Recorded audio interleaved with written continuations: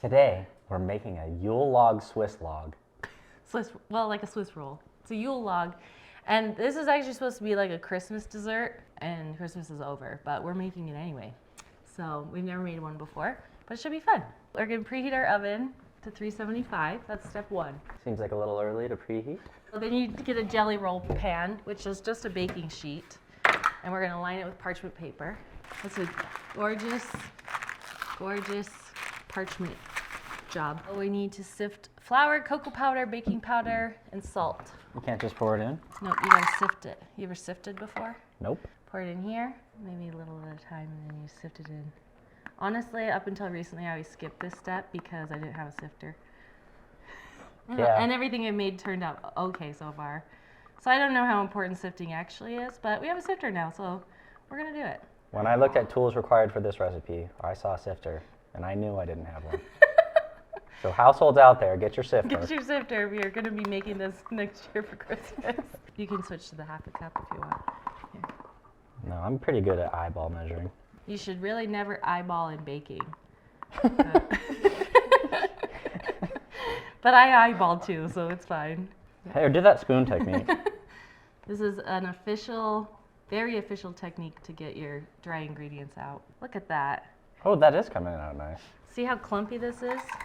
That would be That's why I always embarrassing. have lumps in my baking. I haven't been sifting. You need a sifter. Do you want me to buy you a sifter for your birthday in November? Maybe something for Valentine's Day. Who doesn't get their sibling a Valentine's Day present? Into the sifter. Into the sifter. Okay, that one was quick. 1 teaspoon of baking powder. All right. Look at that. That's sifted beautifully. I wonder how you sift with one person. That would be a process. You just use your other hand, I think. I always have 2 people when baking. Now we're doing our 4. wet ingredients. Now these eggs, I left them out because they're supposed to be room temperature. I recently learned that a lot of times when you're baking, you shouldn't use cold eggs. Why? I don't know. All right. But you shouldn't. It just helps, I guess. No, put it in here. Well, I was going to put it in there. We just lost a little. Just start putting the eggs in the sink. I know. I was pre-opening it so that I just have a technique when I open eggs. Well. And it didn't. I usually use cold eggs. That's Oh, why. that's why. It's because you used warm eggs. The shells were a little off. And 3/4 a cup of sugar. Beat that up. 1 teaspoon. Or 5 milliliters for those of you in Europe. All right, and then we're mixing this up until we get a nice pale color. Wow. That's impressive beating skills. Yeah, they call me the You machine. gotta keep going. All right. About 5 minutes, I think we should have used. 5 minutes of beating? No, that can't be right. Let me get out my mixer. One thing I've learned about baking is you gotta have patience. How do bakers fill their time? Lots of just watching food cool, I think. Okay, so we're gonna put this all in here. But have you ever folded food? No, this is my first time baking. Ever? Yeah. Okay, so to fold, you just go like this and like bring it over. Okay. So you don't like Yeah. stir it. Pretty self-explanatory, I guess. Yeah. And you don't want to deflate it. So basically we're just trying not to over mix it. Like if you were to whisk it, it would be like too crazy. Yeah, that looks beautiful. Professional. Okay, so I'm guessing the reason that we had to sift it and that was so important was because you're folding it instead of whisking it, so you wouldn't have been able to get the clumps out.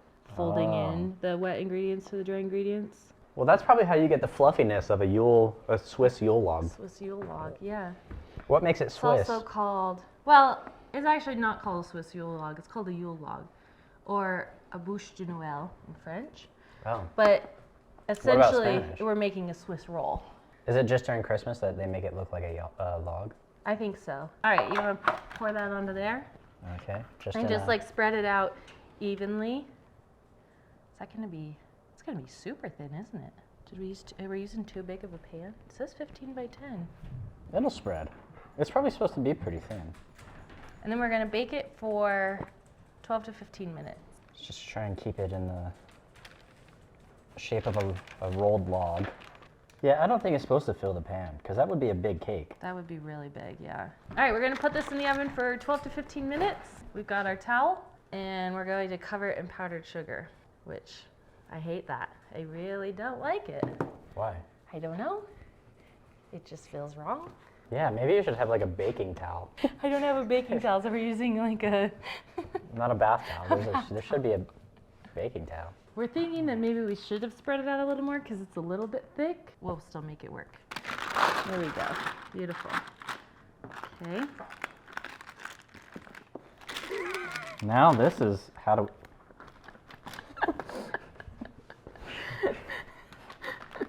That's just science. It's good. The trickiest part of the whole thing, I wonder if we can kind of, that's really hot. Kind of push that down a little bit. Okay. We'll pull off our parchment paper. It's a very like fluffy cake. And then you're gonna take the towel and roll it up with the cake. So you're gonna roll it tight. So that way while it's cooling, you're keeping the shape of you're creating the shape of that Ooh, roll. that's hot. And we're gonna let it cool that way while we make our cream. This is probably a good reference for how like thick the Swiss pastry roll will be. Yeah, which that's perfect. If it turns out like that, that's beautiful. So while that's cooling, we're going to make the whipped cream topping that goes in between. We chilled our bowl in the freezer so it's nice and cold. I've never had to do that before, so that's kind of fun. I wonder what it does. I don't know. I don't really know anything. All right, so do you want to do 1 teaspoon of vanilla extract? And Okay. I'll do 1 1/4 cups. That's a lot of heavy cream. 2 tablespoons? 2 tablespoons, yeah. All right, Powdered TBSP. TBSP, big T. Wow, that's a gorgeous flat. Look how flat that is. Wow. Looks like eggs.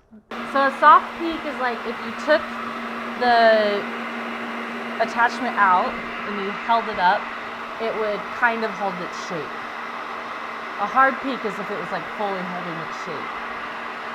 So you don't want it to be like hardened. You want it to still be like soft and fluffy. Okay. But so it will kind of hold its shape and then melt a little bit.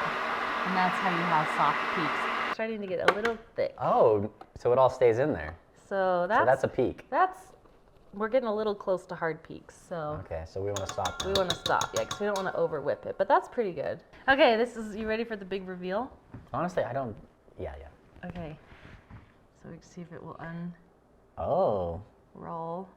Oh, it's still a little warm in the middle. I don't know. Is that steaming? Oh no, it's like definitely. Oop. Yeah, maybe a baking towel will be better. All right. It doesn't look too bad. No. There's a little cracking that's going on. Yeah, a little bit. Fill the center with the cream Okay. and then roll it back up. And while you're doing that, I'm going to get the chocolate going.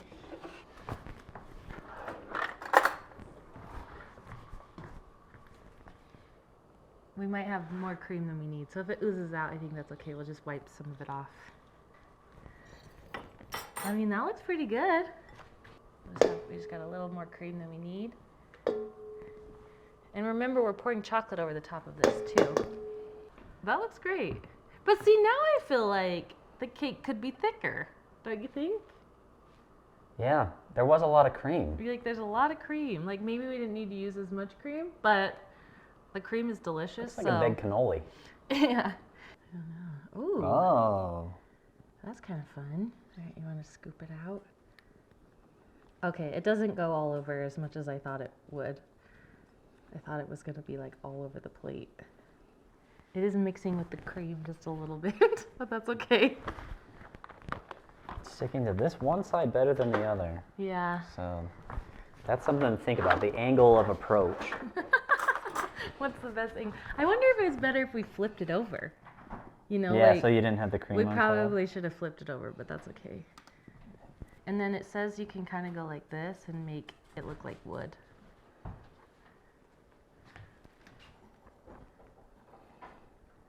Look at that. That looks perfect. That's fun. That looks good. Well, we're going to take this over to a party tonight. So we're gonna put it back in the fridge and let it chill and harden the chocolate and everything. And we'll show you some footage of people trying it at the party later. It's gonna be delicious. Oh, look at that. Ooh, Wow. that is stunning. You guys did so good. I'm doing another slice. Absolute perfection. Oh, I can't wait. You wanna give her a taster? Yep. Oh, Yeah. yummy. Is it delicious? Yep. Mm-hmm. It's delicious. Hell yeah. Hell yeah. That's so good. You proud? Do you feel proud? I feel proud. You should be proud because this is fantastic. Thank you for watching our video. This Thank is you. Wiley. This is his first time on Lemon Squeezy. Next time we'll be making cheese and peas. Cheese and peas. We'll see you on the next video. I don't know whether to eat it or throw it in the fireplace.